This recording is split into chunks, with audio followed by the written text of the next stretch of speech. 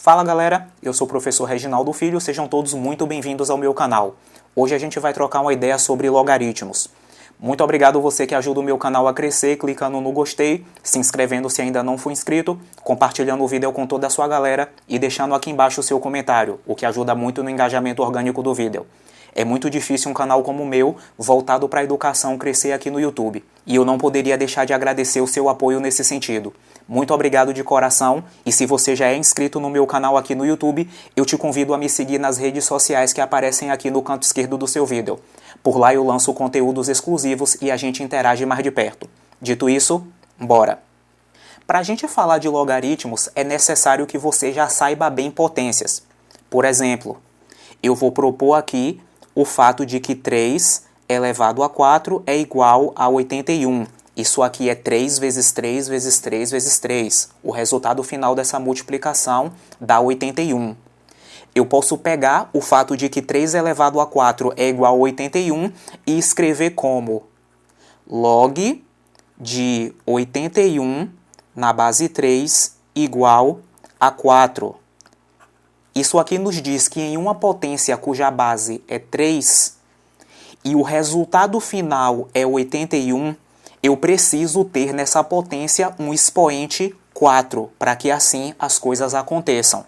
Então, se 3 elevado a 4 é igual a 81, o log de 81 na base 3 é assim que nós lemos, é igual a 4.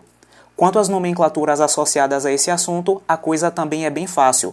Quando a gente tem aqui a forma de potência, esse 3 aqui ele é chamado de base.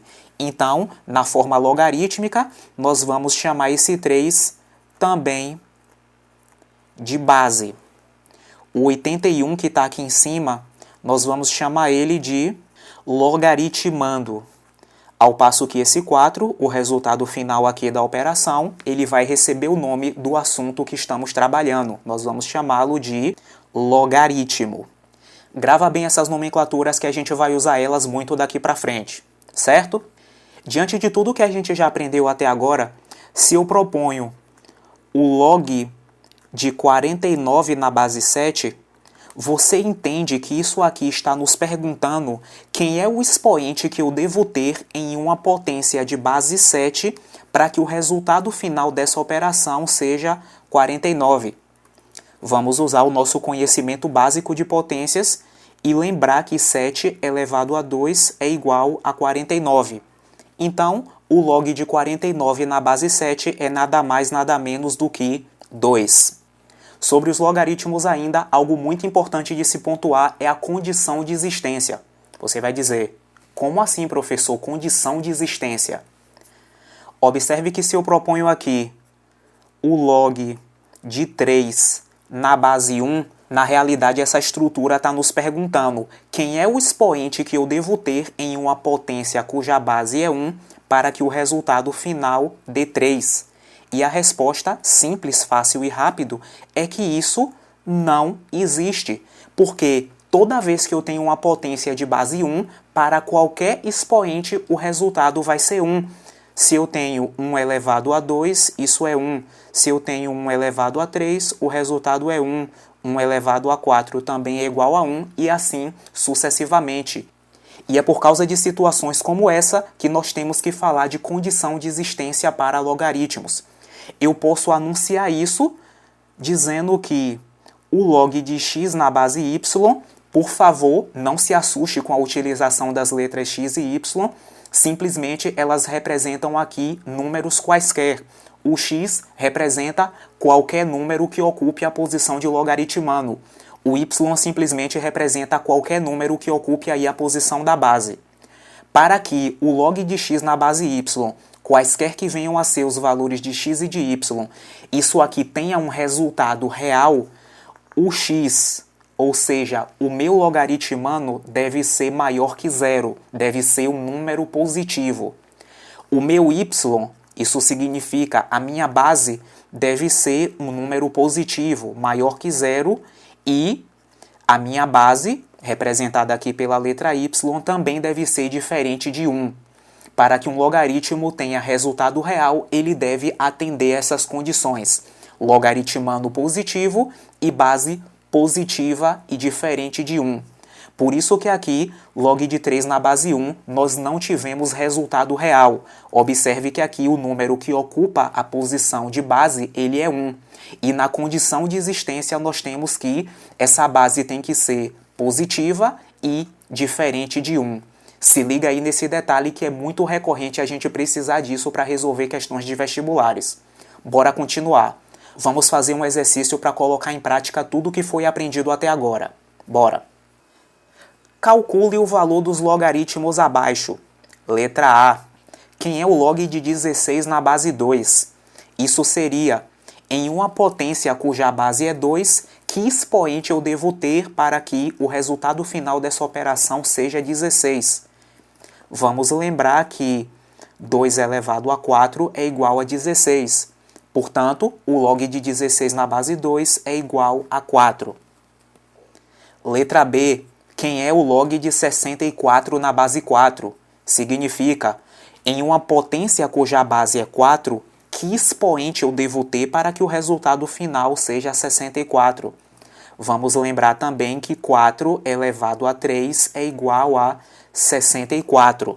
Então, o log de 64 na base 4 é igual a 3.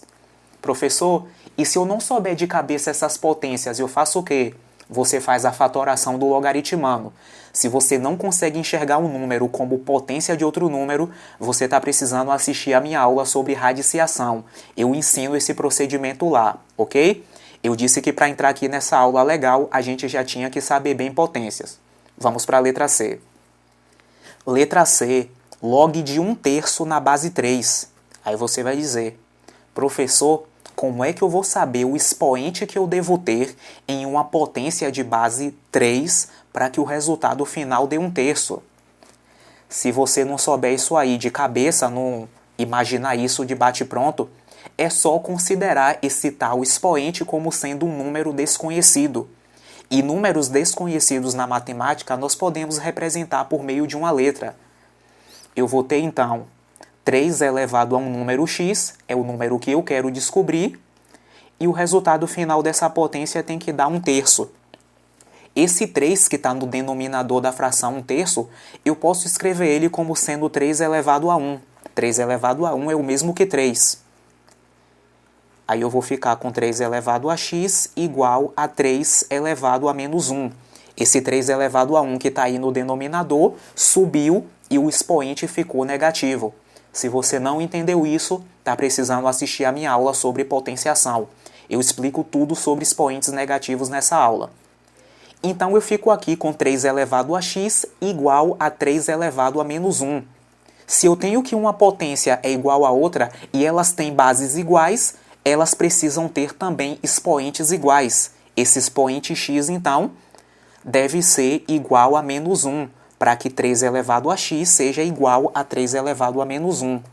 Então, esse x, o expoente que eu devo ter na base 3, para que o resultado dessa potência dê 1/3, esse expoente é menos 1. Aí eu fico com o fato de que 3 elevado a menos 1 é igual a 1/3. Portanto, o log de 1/3 na base 3 será igual a menos 1. Letra D. Log de menos 16 na base 4. Eu vou dizer simplesmente que isso não existe. Por quê, professor? Porque a condição de existência que nós temos é que o log de x na base y, quaisquer que venham a ser os valores de x e de y, é que o meu logaritmano, representado aqui pela letra x, seja maior que 0, seja positivo. E a minha base, representada pela letra y, ela deve ser maior que 0 e deve ser também diferente de 1. Note que o meu logaritmano aqui é menos 16, é um número negativo, é menor que 0. E a condição de existência diz que esse número deve ser maior que 0. Então, por estar em desacordo com a condição de existência, o log de menos 16 na base 4 simplesmente não existe. Se você quiser, pode testar aí, que nenhum expoente para uma potência de base 4 vai fazer dar menos 16 ou qualquer outro número que seja negativo. Bora continuar. Bora continuar a aula com 5 observações que eu preciso fazer sobre esse assunto. São 5 informações de fundamental importância para que a gente tenha até maior celeridade na hora de fazer as questões. Principalmente aquelas questões de vestibulares, que são as que exigem mais conhecimento teórico. Bora ver a primeira. Seria ela: logaritmando 1 em qualquer base resulta em 0. Isso seria log de 1 na base 2, por exemplo. Eu tenho logaritmando de valor 1. E toda vez que eu tenho logaritmando de valor 1, o resultado vai ser 0. Isso porque 2 elevado a 0 vai dar 1. Todo e qualquer número elevado a 0 é igual a 1. Essa é a razão aqui dessa premissa. Log de 1 na base 3, isso também será igual a 0, porque 3 elevado a 0 é igual a 1. De modo semelhante, log de 1 na base 4 também será igual a 0 pelo mesmíssimo motivo. Então grava essa daí, tá bom? Logaritmando 1 em qualquer base vai resultar em 0. Segunda observação. Logaritmando e base de mesmo valor resulta sempre em 1. Por exemplo, log de 2 na base 2. Logaritmando e base de mesmo valor aqui. O resultado dessa estrutura é 1. 2 elevado a 1, isso aqui é igual a 2. Novamente, log de 3 na base 3. Isso aqui é igual a 1, logaritmando e base de mesmo valor. 3 elevado a 1 é igual a 3. Por fim, log de 4 na base 4 é igual a 1. Pega essa aí, tá? Logaritmando e base de mesmo valor resulta sempre em 1. Terceira observação. Base implícita é sempre 10. Como assim, professor? Bora lá. Log de 2. Quem é a base, professor? Justamente, a base aqui ela não aparece. Nós temos uma base implícita. E base implícita é sempre base 10. Então, o log de 2 em que a base não aparece seria o log de 2 na base 10. Se você tem o log de 3 em que a base não aparece, isso aqui seria o log de 3 na base 10. Igualmente, se você tem o log de 4 em que a base não aparece, isso seria o log de 4 na base 10 e assim sucessivamente. Base implícita é sempre base 10. Grava isso. Bora fazer mais um exercício para solidificar esse conhecimento que a gente já adquiriu até aqui. Calcule o valor dos logaritmos abaixo. Letra A. Quem é o log de 1 na base 0,5? Você acabou de aprender que toda vez que nós temos logaritmando de valor 1, o resultado disso é igual a 0. Isso porque 0,5, bem como qualquer número elevado a 0, isso vai dar igual a 1. Então, o log de 1 na base 0,5 ou em qualquer outra base vai dar 0. Letra B.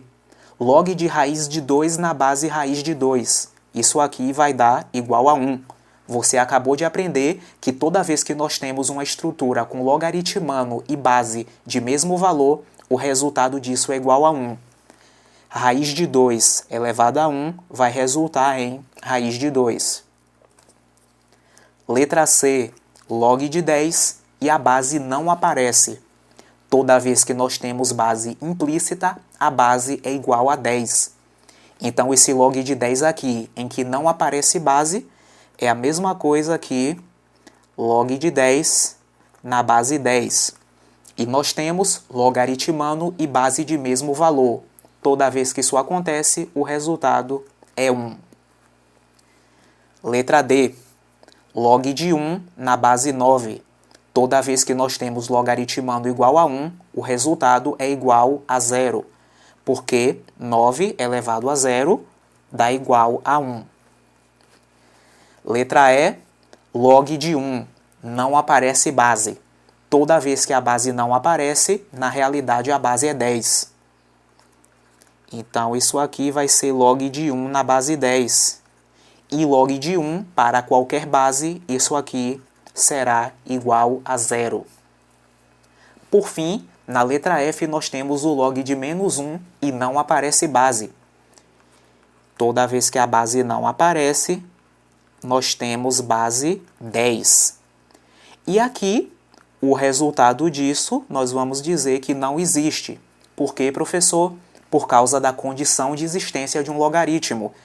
Todo e qualquer log de x na base y, quaisquer que venham a ser os valores de x e de y, nós temos que vai ter resultado real para isso se o meu logaritmano representado pela letra x for maior que 0, for positivo, e a minha base representada pela letra y for maior que 0 e diferente de 1.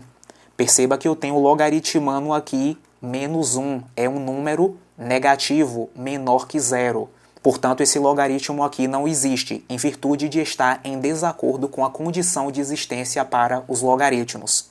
E aí, o exercício ajudou a entender melhor a coisa?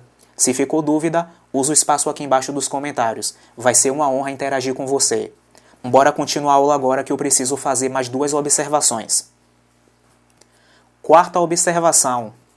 O símbolo ln representa o logaritmo natural de um número, isto é, logaritmo calculado na base e, sendo que esse e é um número irracional que começa com 2,7182. Professor, eu não entendi foi nada. Bora lá. Ln representa o logaritmo natural de um número. Se eu tenho aqui ln de 2, isso significa que eu tenho o log de 2 calculado na base e, sendo e esse número irracional aí. Então, o ln de 2 é a mesma coisa que log de 2 na base e. Nós chamamos isso de logaritmo natural. O ln de 3 seria o log de 3 na base e. O ln de 4 seria o log de 4 na base e assim sucessivamente. Em alguns livros ou em questões de vestibulares, você pode ver o logaritmo natural também sendo chamado de logaritmo neperiano. Não se assusta não que é a mesma coisa, tá? É só uma nomenclatura alternativa. Logaritmo natural ou logaritmo neperiano. Vamos agora à quinta e última observação.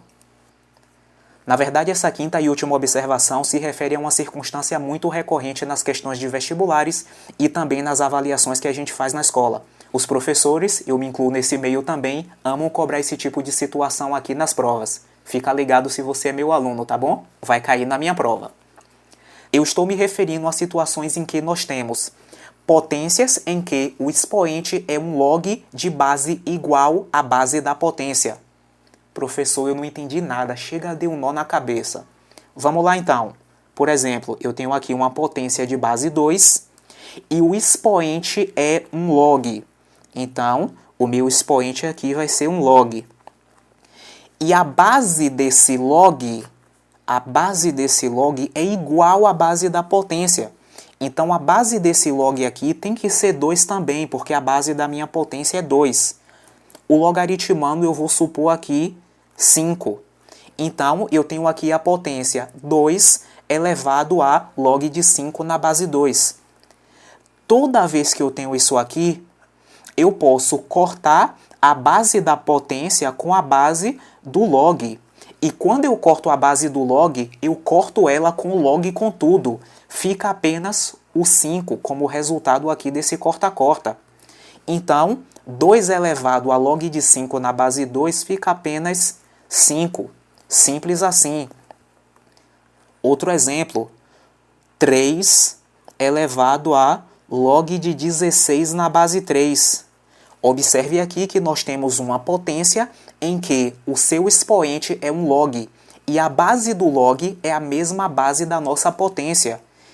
Quando isso acontece, você corta a base da potência, você corta a base do log com tudo e fica somente o logaritmano de valor 16 como resultado de todo esse corta-corta.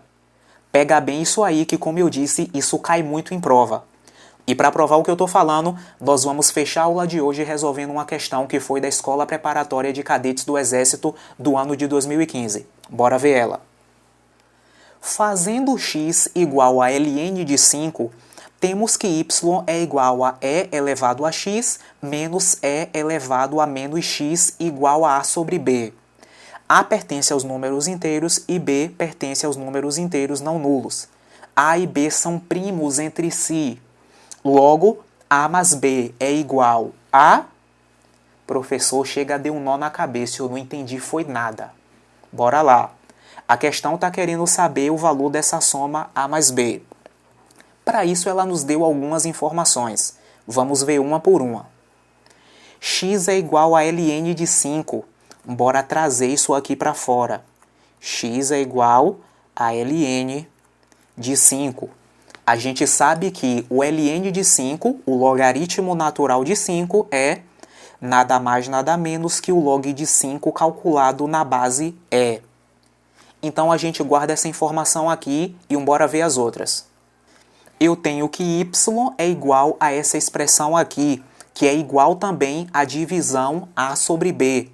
Então eu vou colocar aqui que a sobre b, que é a mesma coisa que esse y, é igual a e elevado a x menos e elevado a menos x.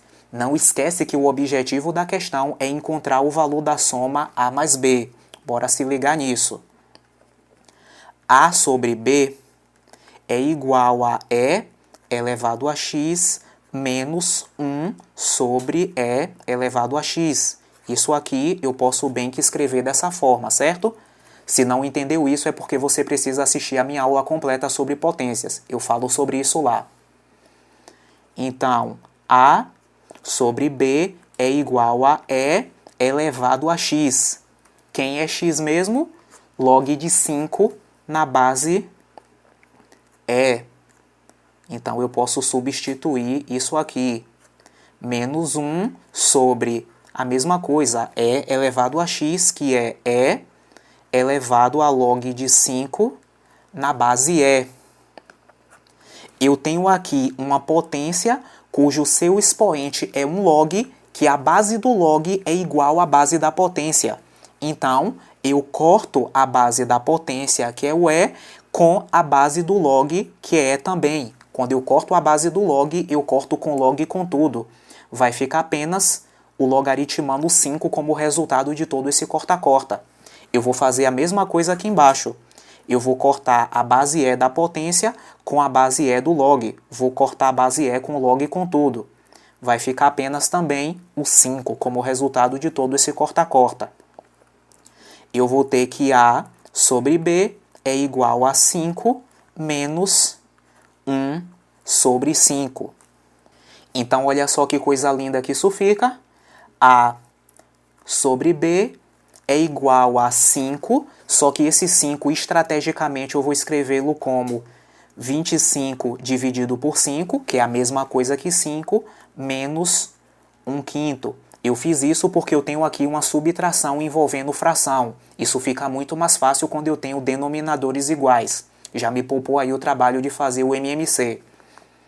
Então, subtração entre frações de denominadores iguais, simplesmente a gente vai manter o denominador e operar os numeradores. 25 menos 1, isso aqui vai dar 24. 24 dividido por 5, isso aqui é igual a 4,8. Mas o que me interessa, na verdade, é o valor da soma A mais B. Então eu tenho que saber quem são aqui esses caras de alguma forma. Galera, para que a divisão dos números A e B seja 4,8, esses números aqui obrigatoriamente devem ser 24, que aparece aqui em cima, e 5, que aparece aqui embaixo. Mas aí você pode dizer, professor, tem várias possibilidades da divisão entre dois números resultar em 4,8. E eu concordo com você. Só que observe que a questão nos diz que esses números A e B, eles são números inteiros, tá bom? E eles são primos entre si. Nessa condição, a única possibilidade é 24 sobre 5. A próxima possibilidade que a gente tem de dois números inteiros resultar em 4,8 é 48 sobre 10. E 48 sobre 10, eles não são primos entre si. Eles têm o divisor 2 aí em comum, por exemplo. Então, galera, a única possibilidade real que nós temos aqui é que A seja 24 e B seja 5. Então, galera, o resultado da soma A mais B, que é o nosso objetivo aqui, será 24 mais 5, que é igual a 29. Resposta que encontramos simples, fácil e rápido aqui na letra B. Espero que você tenha entendido essa resolução. Se ficou alguma dúvida, novamente eu digo, usa o espaço aqui embaixo dos comentários. Eu vou ter todo o prazer de interagir com você e tirar sua dúvida. No mais, eu agradeço o carinho da sua atenção, você que ficou até aqui. Estou muito orgulhoso de você, isso mostra o quanto que você é uma pessoa comprometida com seu aprendizado e eu não poderia deixar de te parabenizar por isso. Não deixe de assistir a continuação dessa aula na qual falaremos de propriedades dos logaritmos. Você vai poder acessar essa aula aqui na sua tela final. Eu desejo que você fique com Deus, que Ele nos abençoe, nos proteja, nos dê muita paz e nos permita estar aqui no próximo vídeo. Tchau, tchau.